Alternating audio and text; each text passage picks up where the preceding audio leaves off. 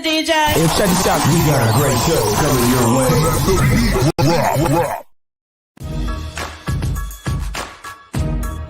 From the ECSI Sports Studios, it's the Midday Market Report with Jeff Dawson.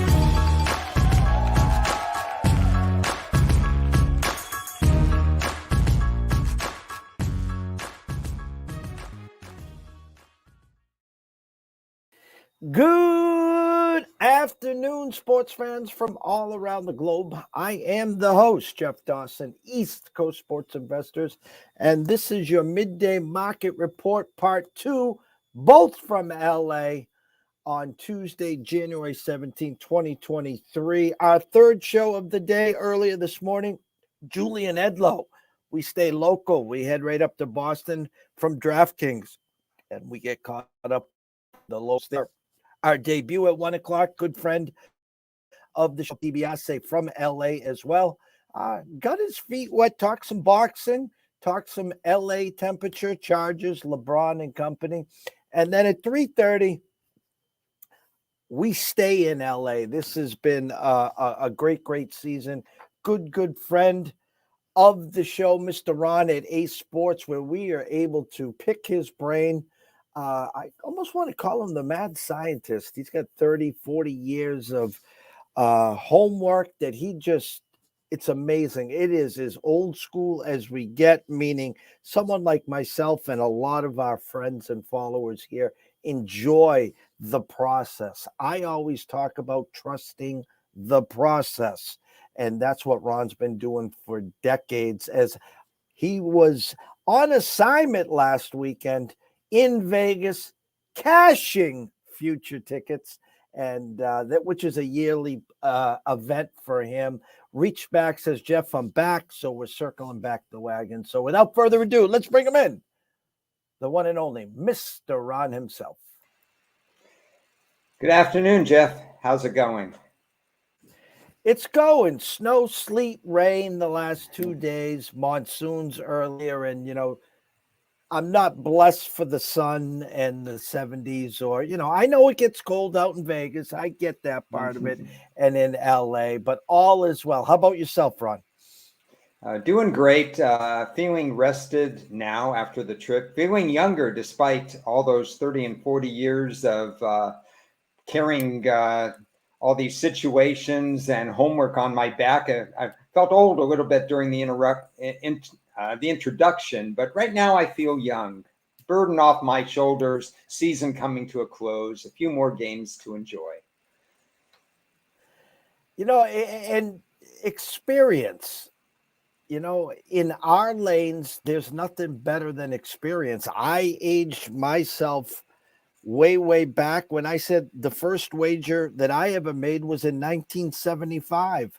Boston Red Sox and Cincinnati Reds in the World Series. I was in 5th grade, and I made a 50-cent wager with my crony in my 5th grade class. And unfortunately, I started my career 0-1, and the rest is history.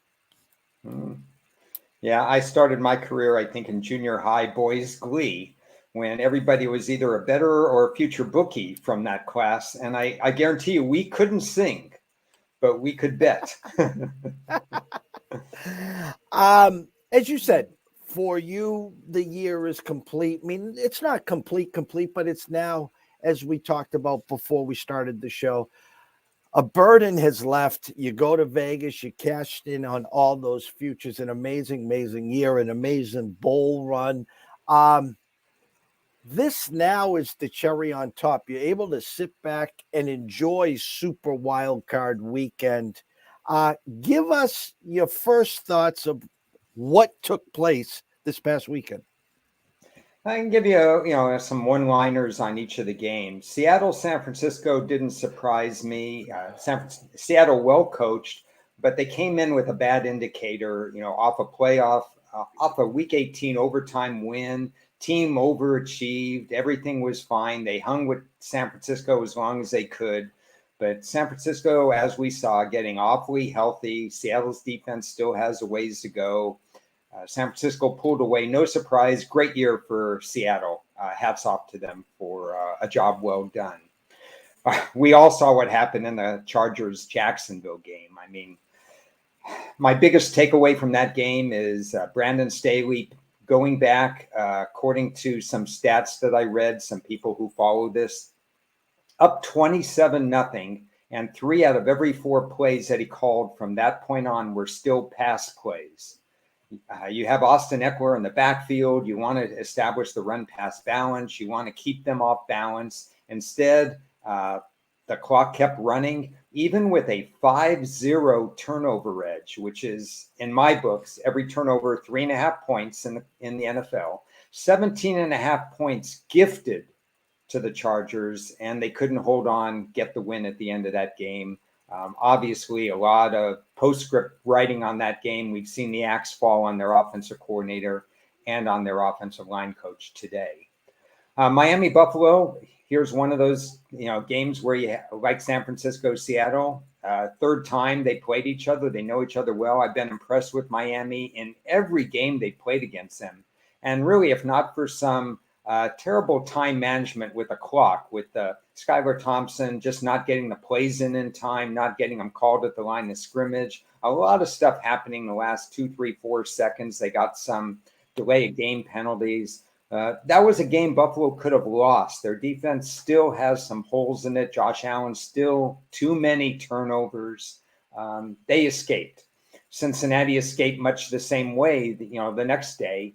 Against a Baltimore team that is built to play teams tough. They're built to have these games come down to the wire. Obviously, one play completely changed that game. Don't like what Baltimore did with clock management at the end of that game, but that's not a surprise to me. Unfortunately, I'm not a big fan of John Harbaugh's late half and late game management. They had a team to be reckoned with, but they just couldn't get the job done. Felt there'd be a slugfest in the Minnesota-New York Giants game.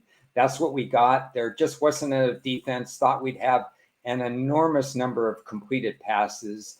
Just so impressed with the New York Giant coaching staff, with what they've done with Daniel Jones and Saquon Barkley, contributing both in the run and the pass, really mixing up the game plan, going with some no-name wide receivers, but guys who have a history in college and in the NFL of not dropping passes.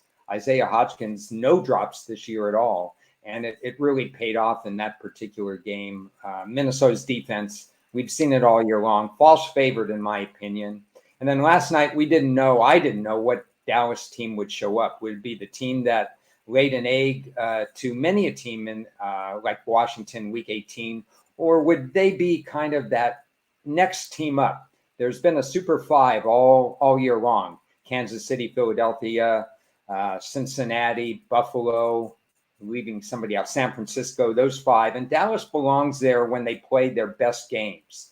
And that's what they did against Tampa Bay. Tampa Bay just couldn't get the run going all year long, way too one-dimensional, tweeted that out. They're gone. It's not unexpected. Interesting playoffs, a lot of closer games this wild card weekend than last year's wild card weekend. We can only hope for the same moving forward. Before we get to this week's games, you talked about and ended here with Tampa. Obviously, the locals, a lot of eyes on the game. Tom Brady, 45 years old. And I know the game has changed. And the numbers, in my eyes, a lot of his first 3 years at Tampa are skewed because of the passing, the completions, the yards in the air, et cetera, et cetera, et cetera. This year's team was a shell of the first year with Tom there, and even last year, which was a lot better than this year's. If I asked you just strictly from the eye test, because obviously either Tom's retiring or he's playing somewhere else next year, it will not be in Tampa. How much of the blame from your eyes would you have put on Tom? 10%. I know that sounds low, but Shaq Barrett's out, and Ndamukong, he misses almost the whole year, and Ndamukong Suh isn't re-signed. Their run defense became, instead of second best in the league, probably 15th or 16th best in the league.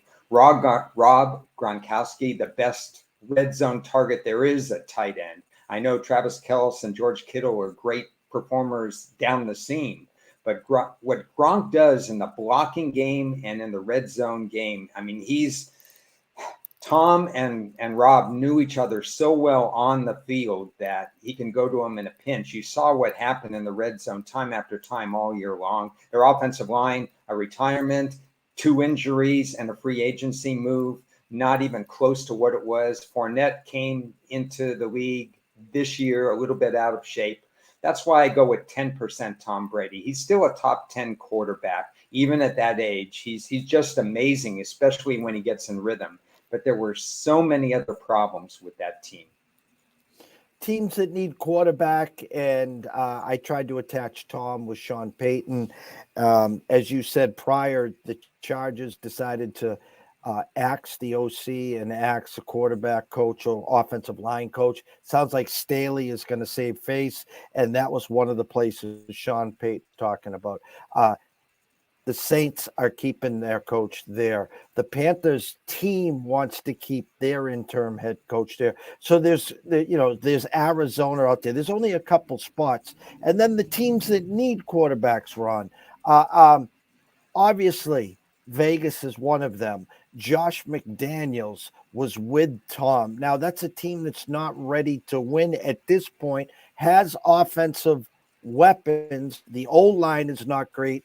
Their defense is not good, and we don't know if Josh Jacobs will be there. The other team where Tom was kind of supposed to maybe go back was the Dolphins. Now we have Tua with the concussion issues they talked about yesterday. They made a statement. He will be our starting our quarterback next year. So I'm going to ask you, hypothetically, if Tom wanted to play, the most logical would say, all right, to go reunite with Josh. For success, ready to win, obviously it's Miami. What's your thoughts with Tom moving forward? It's a tough question, one I need probably more than a few seconds to digest. Both of those places, Vegas and Miami, need work on the offensive line.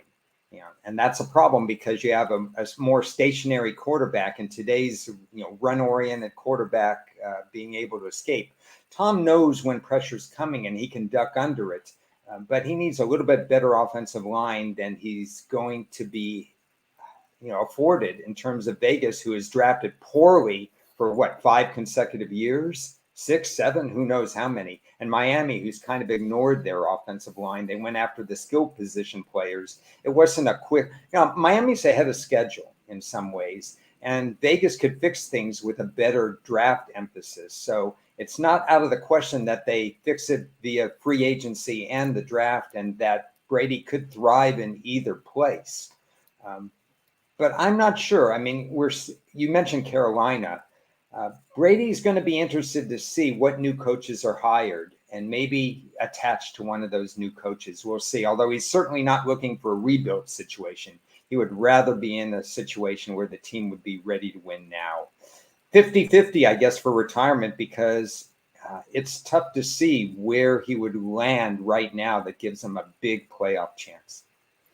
I'll throw 2 more teams at you. One I would love to see head over to Tennessee with Vrabel, who he knows very, very well, former New England Patriot there. Obviously, they're lacking a quarterback. Malik Willis not ready to make that jump.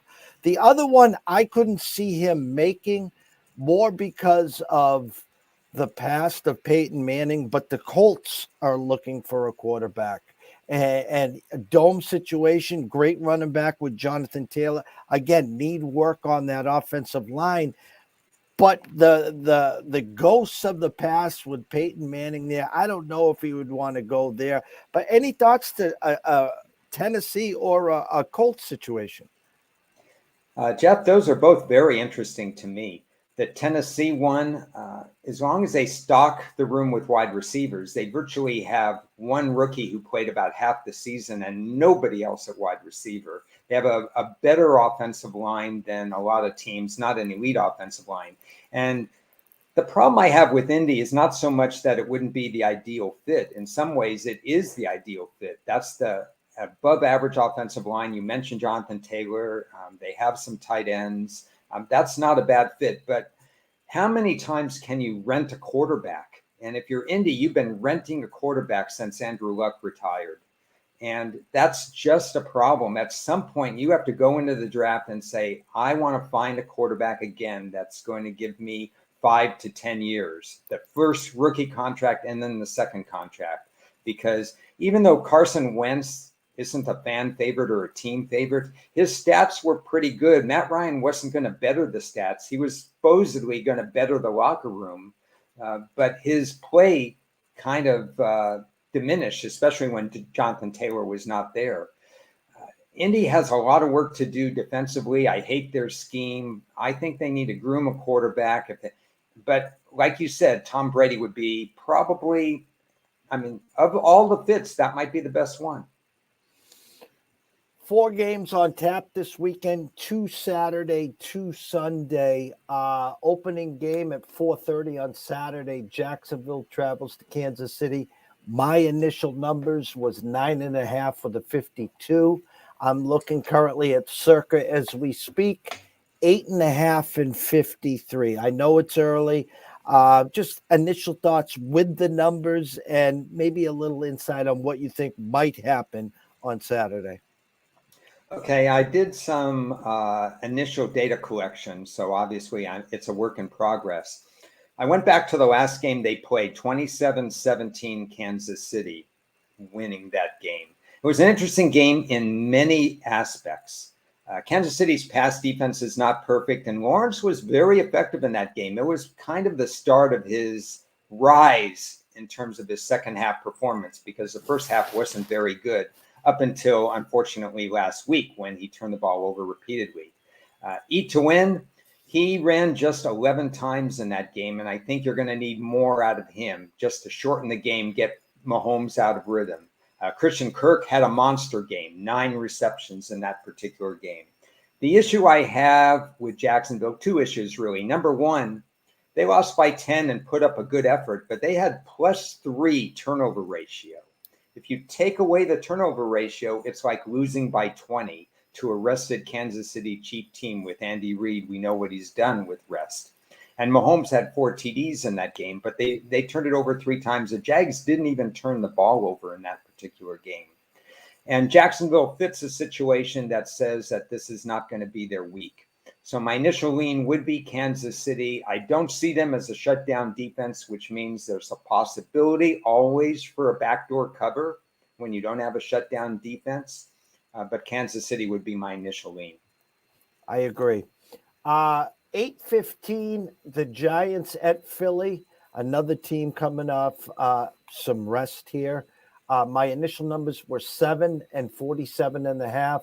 At circa now, 7.5 and 48. As you stated earlier in the show, and a lot of people thought the same way. Minnesota, I talked about it all season. For 2 years, they led the NFL in 1-possession losses. This year, they flipped the script and they led the NFL in 1-possession wins. And the end of the season, they were in the minus on plus minuses. Vegas still says, you know what? If you want the Giants, here you go. Go get your 2.5, 2, 3 points. On the other side, a Giant team, Daniel Jones, Saquon Barkley, wide receivers most don't know the names of. Okay defense. And I want to think of them, and as I say, I don't see any Eli Manning, any Phil Simms. I'm just trying to wrap my head around it. But sitting here talking to you today, there's a part of me that thinks they got a shot on Saturday. Am I crazy? No, they're playing with house money. They're overachieving by leaps and bounds. If you look at the talent on their roster, the talent is young talent and undeveloped talent that they're developing a lot faster. This is really about the coach and the GM and what they've done. Saquon Barkley, a comeback player of the year, not candidate. He should be the front runner for comeback player of the year with what he's doing. And he's one of those backs that does help against the point spread, for example.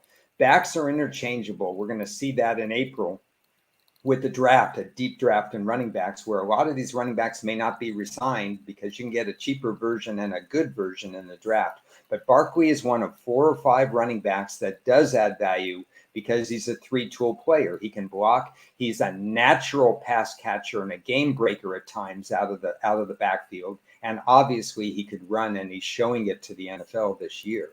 So that's a big difference for them. This is a rematch, obviously. Week 18, the Giants didn't show their hand. They rested a lot of players, but they still played tough, and they played within the number. The problem I have with the Giants is at home against Philly. I'm not sure what the date was. I think it was early December. I think they played a lot of their conference games in December and January. They gave up 48 points at home to Philly. So the big issue here is how healthy is Jalen Hurts. Played one game in the last 5 weeks. He got the rust off. How much is he going to run? Because he has actually ran the ball an average of over 10 times per game, which is a lot for a quarterback, an awful lot for a quarterback. But he's been effective, obviously. And the Giants are kind of not a great defense against the run. So if you put Sanders in motion one way and then you have Hurts going the other way, it's a tall task for the New York Giant defense to keep this team under, let's say, 28, 30 points. So, can they do what they've done all year, put Daniel Jones into favorable situations and make this work? Offhand, I think the end is near for the New York Giants, but the way they've been playing, let's give them another backdoor chance. But I think Philly and Kansas City, not just because they're the number one seeds. We saw last year Tennessee as the number one seed was a fake number one seed. These guys are more legit. They got the extra rest that's needed because of health reasons. And it just looks on paper that Philly is too much of a team. We move to Sunday. I think the game of the weekend, Cincinnati travels to Buffalo. Our initial numbers were 4 and 50. Surprisingly now 4.5. Not surprised here. I'm surprised the total has dropped to 48. I don't have any weather inclination. I don't know if it's wind, snow, sleet, rain, or whatever. A Cincinnati defense again gave up 17. You could just pencil them in. They're just giving up 17 or less, it seems like, every game. Yet I would assume here, just doing some basic math, that obviously 24, that Buffalo will pass 17, will pass 20, will be in the 23, 24, 27 range. Kind of curious of your initial thoughts and numbers on this game. This is the game of the week, really, because the way I think Cincinnati is playing the best ball of any team, the most complete team in the NFL. Are they the best team? I think you can put 5 teams in a hat and come up with that. It's that crazy this year. There's no standout. But if you looked at all around their numbers, Cincinnati has the number 1 or number 2 pass defense, according to my metrics. They're solid against the run. Their point defense, they're fundamentally playing sound ball with a mix of veterans and some younger players. Offensively, Joe Mixon is the one down spot. 2 interesting points about Joe Mixon. His yards per carry way down this year. He's adds some value in the pass catching, but he's not breakaway like Barkley and some of the other running backs. So he's able to catch, but he's subbed out on blocking downs because he's not getting the job done blocking. And I hadn't realized that, but it became painfully noticeable last week when they took him out, because Cincinnati, who hadn't allowed more than 2 sacks in each of the last 7 or 8 games, reverted back against familiar foe Baltimore. And Cincinnati had some offensive line injuries, both the week leading up to the Super Wildcard game and during the game they had an injury. And they allowed 7 sacks, which Joe Burrow is he experienced that a lot last year in the playoffs, 7, 8, 9 sacks. He doesn't want to experience that again. But this is a coin flip type game to me. Josh Allen is turning the ball over way too much. If he doesn't turn the ball over, that's an incredible offense to have to stop. We've got Cook, the rookie running back, who's really taking more of the lead running back over Singletary now, because he's a threat in the pass game and in the run game as well. They use them both very effectively. Dawson Knox, great hands catcher. We saw that already. Shelton, Diggs. We have a lot of moving parts on Buffalo that are tough to defend. What's hurting themselves is their own turnovers. And Josh Allen has to be careful because Cincinnati plays a very poised, fundamental defense. One last point. Cincinnati doesn't rush the passer that effectively, so Josh Allen will have time in the pocket. And maybe that's the difference. This is a fascinating game that I need to do more work on, but I see this as a nail-biter. Surprised that opened at 4.5, and now 5 versus the 49er game, which we're about to get to, that only opened at 3.5 and allowing the public to move it. So in other words, I thought initially with the 4 that there'd be more Bengal money coming in to bring that down to a 3.5. And I thought with the 3.5 with the Niners that, again, that will go to 4.5 by kickoff. But that opening number, you seems like it seems a little too many points here on the Buffalo game. I set it at 3.5. When I saw 4.5, I said, well, it may not settle down to 3.5. This could be Buffalo's year. They did this and that. Cincinnati didn't look good against Baltimore. Obviously, one play changed that entire game. So I could see a closing of 4, but I was a little surprised, like you said, that it touched 5 or has touched 5. Last game at 6:30, Dallas at San Fran. Now, this number here, I have the overnight of 4.46. As soon as the game was over last night, I saw 3.5, immediately shot to 4. I'm at Circa right now as we speak, and it's 3.5 juiced at 5 cents, which tells me that the next move at the Circa might be to 3 with a 46. It sounds like they're taking a stand on that particular game. And again, if you get Dallas's best game, this is the opponent San Francisco probably did not want to face, because you look at their weapons and they can go in a number of different directions. Straight ahead runs with Elliott, misdirection plays with Pollard, Dalton Schultz and his backup, proving that tight end is relevant there. Michael Gallup coming up big. T.Y. Hilton, a nice addition the last 3 weeks. C.D. Lamb, a legit number 1. A far better than average offensive line. If Dak is as accurate as he was last week, and he's had some bad games this year. He's thrown a lot of interceptions this year, but in general, he's been an accurate quarterback in the NFL. That creates some mismatches against San Francisco's secondary. The big issue is, how do you stop Bosa from getting in your face? And what do you do with that offense that's evolving, that San Francisco offense, week after week after week, in terms of the weaponry that they have? Ayuk gets open freely because you have to defend Deebo Samuel, you have to defend McCaffrey, you have to defend George Kittle. Pick your poison. If Dallas is going to make this a game, it's going to be a shootout.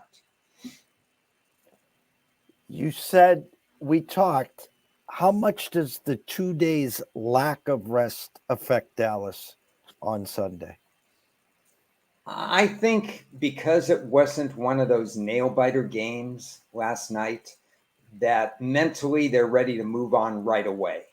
And they know the task is hard at San Francisco, but I don't put a lot of stock into it. Good thing it's a night game because you get a full 6 days and stuff, and stuff like that. Typically Monday's a rest day, but they may do some walkthroughs.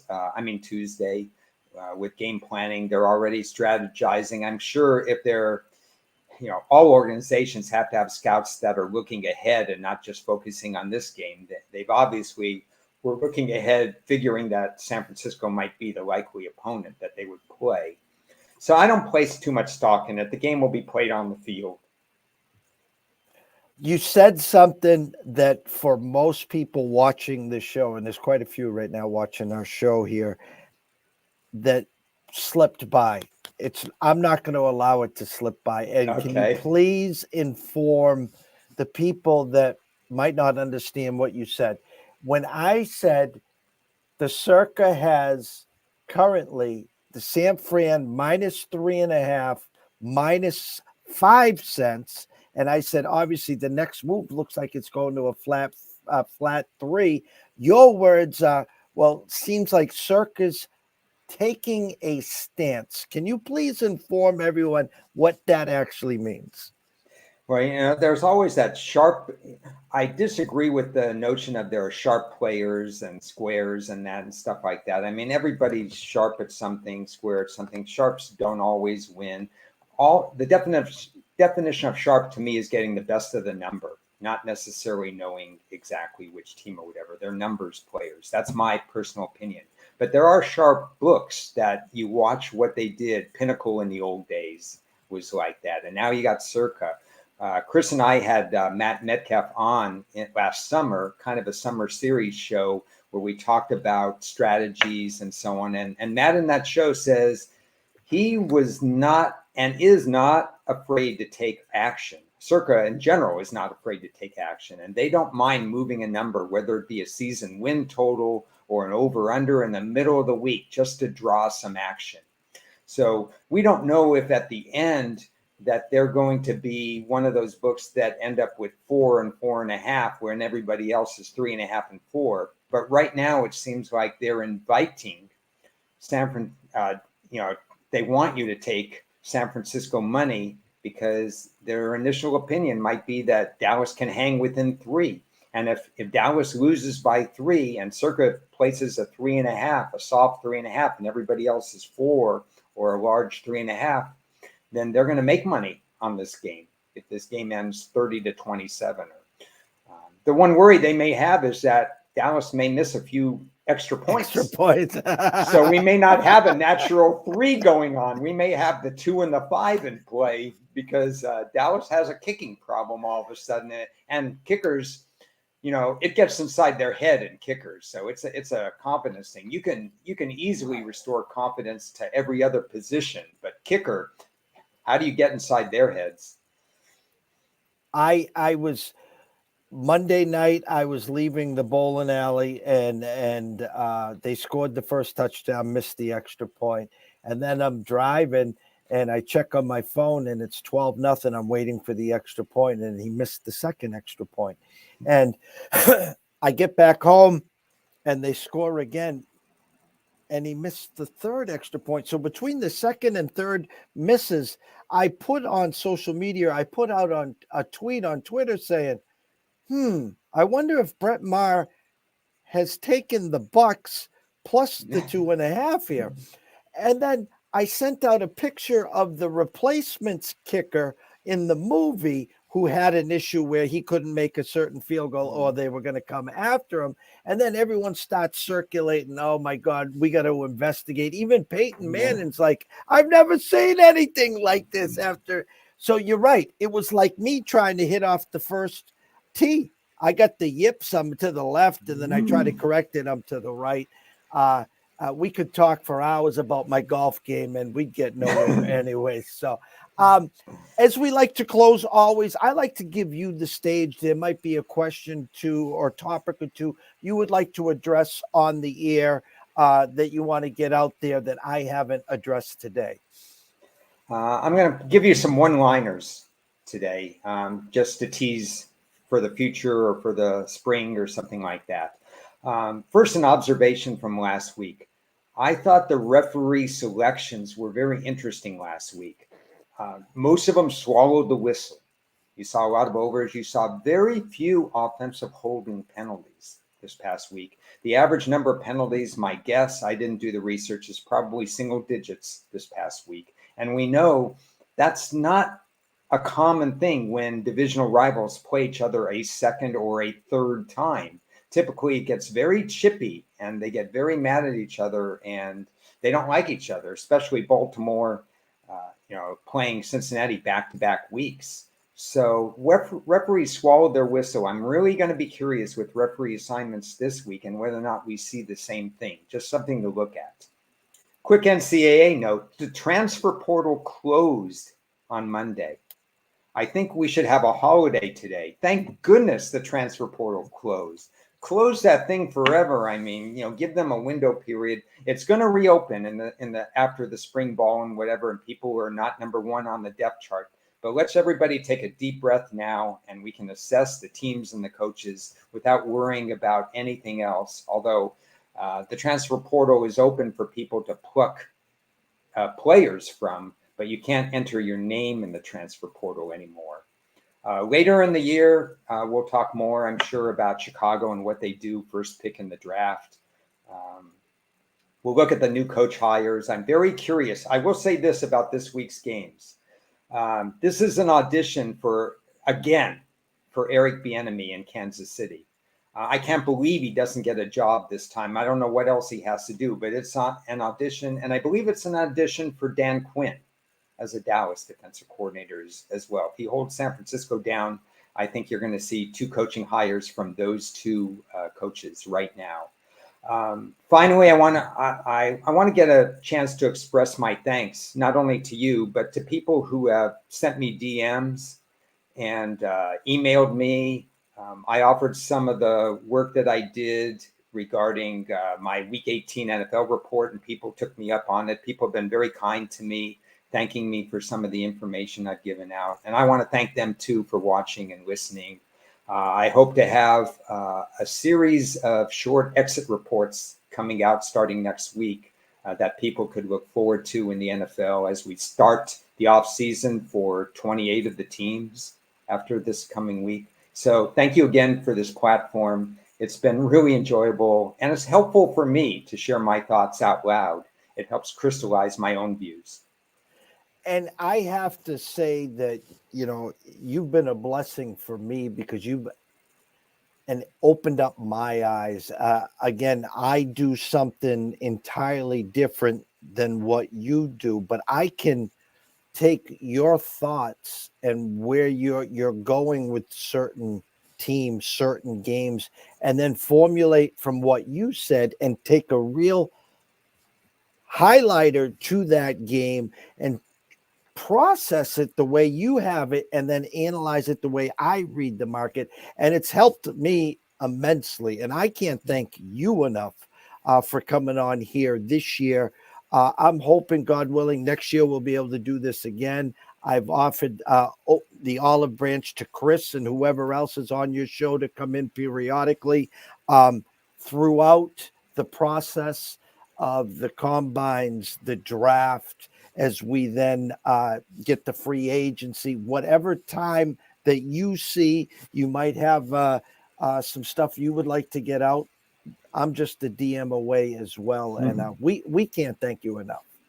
I appreciate it. And yeah, you'll get a message from time to time on it. And yeah, I think I'll probably be open for next week to talk, one more time about the championship games. I'll check the old schedule out and see. But yeah, the season starts, and before you know it, we're to January. A lot of times I like to take a deep breath and say, phew, I need the little break and stuff like that. And then I get itchy again in a couple of months. So start doing my homework. And it just slipped my mind, of course, and I apologize. We weren't on last Tuesday. Did you want to give any thoughts about what transpired in the college championship game with the rout of Georgia? Surprised, not surprised? I assume we both assumed Georgia was going to win, but how they won. Anything surprise you? In retrospect, no, I didn't have any action on the game other than some props. Very thankful for my friend Brock Bowers having a big game. But, I simulate all the games using a very old program, and Georgia just boat raced them in the simulation. And I said, wow, I didn't see that coming. And then it was even worse in the real game. The biggest issue with TCU to me was that Georgia stops the run at such an amazing rate that TCU was going to be one-dimensional. And then I was on one podcast with Kyle Hunter, does a great job. And we talked about this. Basically, their quarterback, Max Duggan, had to have the game of his life. And he was capable of beating a Georgia secondary that was susceptible to big plays. Eventually, TCU's defense was going to wear down. So the question was the burden was completely on TCU's quarterback, and it just didn't happen for him. Georgia did a masterful job. It's just amazing. You send 15 guys to the NFL, and then you're number one again with a bullet, and you stop every team's run game. Hats off to them. And I'm wearing their hat just for their honor. And the scary thing is I saw it 2 years ago. I was in Circa in July putting together my championship parlay. The only two words that I had was Ohio State and Alabama. I said Georgia lost too many. So they got the repeat. And Ron, I cannot wait this spring or whenever it is. If you take a look at their schedule next year, find me where they're going to lose in the regular season because I couldn't find it. And they're the favorites again to three-peat now. They're the favorites. Yeah, well, it makes sense. You can fool them once. What's the rule? Shame on me, fool me twice, or shame on you, fool me twice, shame on me, kind of thing. Yeah, you have to keep them in the mix regardless of who's the quarterback and how many are going to the draft. Thank you. Thanks to all the followers and all the listeners. And God willing, we will come back and circle the wagons one more week here at 3:30 on a Tuesday to talk which will be the Final Four as we get one step closer to the Super Bowl. So from myself, Jeff Dawson, ADC Sports Invest, from the one and only Mr. Ron at Ron A Sports, we wish everyone a blessed day. Have some fun. Thank you again. And we will see everyone